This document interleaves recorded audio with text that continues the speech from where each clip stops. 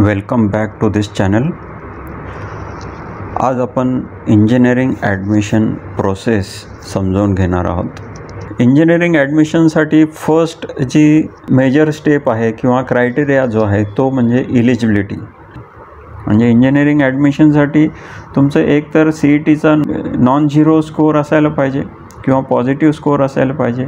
आणि दुसरं जे आहे ते 12वी बोर्डमध्ये तुम्ही ओपनमध्ये असाल तर कमीत कमी 134 मार्क आणि कॅटेगरीमध्ये असाल तर कमीत कमी 119 मार्क हे एवढे असले पाहिजेत, तरच तुम्ही इंजिनिअरिंग ॲडमिशनसाठी इलिजिबल आहात. तर आता आपण बघूया की ॲडमिशन प्रोसेस कशी असेल. इंजिनिअरिंगसाठी ॲडमिशन घेत असताना काय करावं लागेल.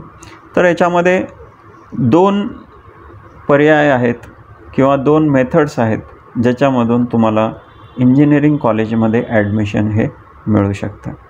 एक जो आहे तो मॅनेजमेंट कोटा आहे, ज्याला आपण इन्स्टिट्यूट लेवल कोटा असं म्हणतो. म्हणजे जे काही प्रायव्हेट कॉलेजेस आहेत ह्या प्रायव्हेट कॉलेजेसमध्ये 20% सीट्स ह्या मॅनेजमेंटच्या हातात आहेत किंवा त्याला आपण इन्स्टिट्यूट कोटा असं म्हणतो. आणि दुसरं जे आहे ते कॅप म्हणजे सेंट्रलाइज्ड ॲडमिशन प्रोसेस. म्हणजे हे कॅप जे आहे ते मेरिट बेसिसवरती तुम्हाला ॲडमिशन मिळणार आहे.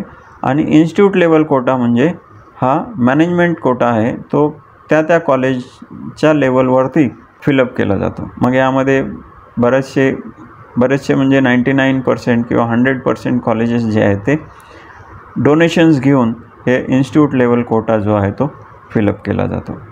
जर आपल्याकडे तेवढे पैसे नसतील आणि आपला स्कोअर जर चांगला असेल तर तुम्ही सरळ सेंट्रलाइज ॲडमिशन प्रोसेसमधून ॲडमिशन घेऊ शकता.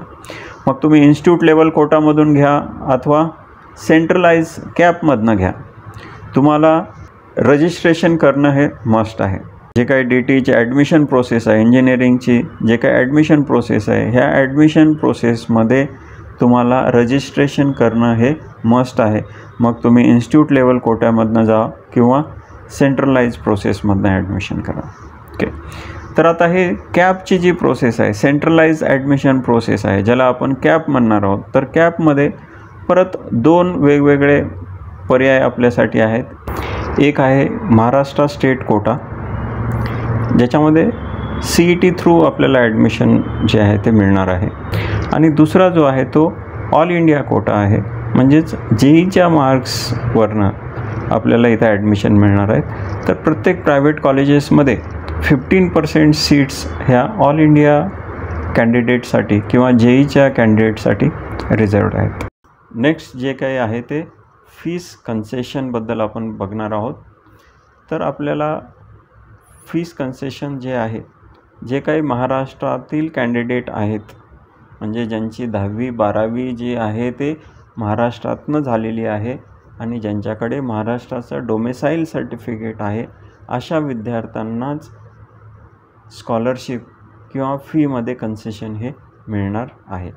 मग त्यांचं ॲडमिशन महाराष्ट्रातल्या सी ई टीच्या मार्क्सवरती झालेलं असेल किंवा जेईच्या मार्क्सवरती झालेलं असेल. जो विद्यार्थी महाराष्ट्रात आहे तर त्याच्याकडे 2 पर्याय आहेत. तो सी ई टीच्या मार्क्सच्या बेसिसवरती पण ॲडमिशन घेऊ शकतो आणि जेईच्या कोट्यातनं देखील ॲडमिशन घेऊ शकतो.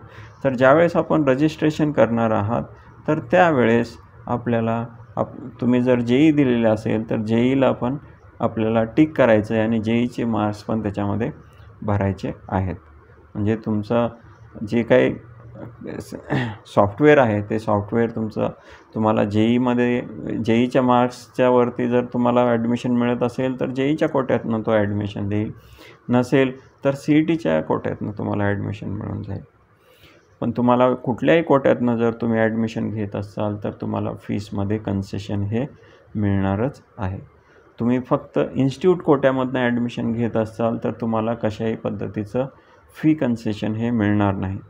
तुम्ही कॅप थ्रू ॲडमिशन तुमचं होत असेल, मग ते सी ई टी थ्रू होत असेल किंवा जेई थ्रू होत असेल, तर तुम्हाला फीमध्ये तुमची जे काही कॅटेगरी आहे, SC ST OBC किंवा EBC आहे, तर हे सर्व विद्यार्थ्यांना त्यांचं जे काही फी कन्सेशन आहे ते मिळणार आहे. तुमचं जर जेई कोट्यातनं ॲडमिशन होत असेल तर JEEमध्ये ॲडमिशनसाठी सर्व कॅन्डिडेट्स हे ओपनच ट्रीट केले जातात. मग तुमची कॅटेगरी SC असेल, ST असेल, OBC असेल, NT असेल, तर तुम्हाला ओपन म्हणूनच ट्रीट केलं जाईल. म्हणजे ॲडमिशन हे प्युअरली ऑन मेरिट बेसिसवर होईल. तुमचा जे काय स्टेट मेरिट लिस्ट नंबर असेल किंवा ऑल इंडिया AIR नंबर असेल, जे काही आपल्या महाराष्ट्र CETने दिलेला असेल, त्या मेरिट नंबरनुसारच JEEच्या कोट्यातनं ॲडमिशन होईल. तुमची कॅटेगरी वगैरे त्या ठिकाणी काहीही कन्सिडर केलं जाणार नाही. पण तुम्हाला ॲडमिशन मिळाल्यानंतर फीसमध्ये जे काही सवलती आहेत त्या सवलती तुम्हाला मिळणार आहेत. सीट मिळण्यासाठी तुमची कॅटेगरी कन्सिडर होणार नाही, परंतु सीट मिळाल्यानंतर तुमची जे काही कॅटेगरी आहे त्या कॅटेगरीला जे काही फीसचं कन्सेशन आहे ते कन्सेशन ॲज इट इज तुम्हाला मिळणार आहे.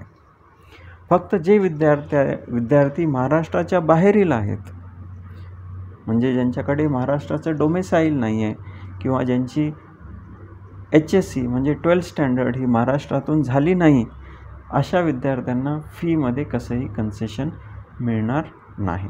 तर हा झाला JEEचा कोटा. दुसऱ्या ज्या सीट्स आहेत ओव्हर अँड अबोव्ह म्हणजे ॲडिशनल सीट्स आहेत,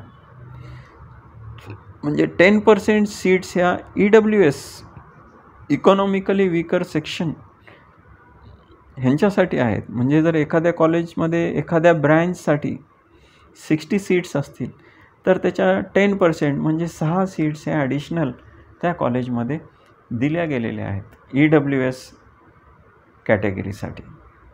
त्याच पद्धतीनं TFWS tuition fee waiver scheme TFWS ह्यासाठी 5% सीट्स दिलेले आहेत. म्हणजे एखाद्या कॉलेजमध्ये एखाद्या ब्रँचसाठी 60 सीट असतील तर 5% म्हणजे 3 सीट्स या TFWS हे ज्या विद्यार्थ्यांचं इकॉनॉमिकली खूपच वीक आहेत त्यांना ह्या सीट्सचा खूप फायदा होईल.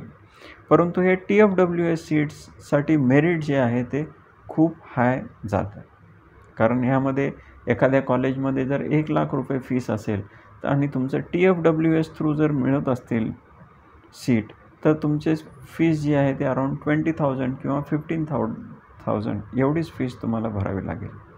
त्यामुळे यामध्ये तुमचं मेरिट जे आहे ते खूप चांगलं पाहिजे तर तुम्हाला TFWS थ्रू ॲडमिशन होऊ शकतं. तर अशा पद्धतीनं हे फीस कन्सेशन जे आहे ते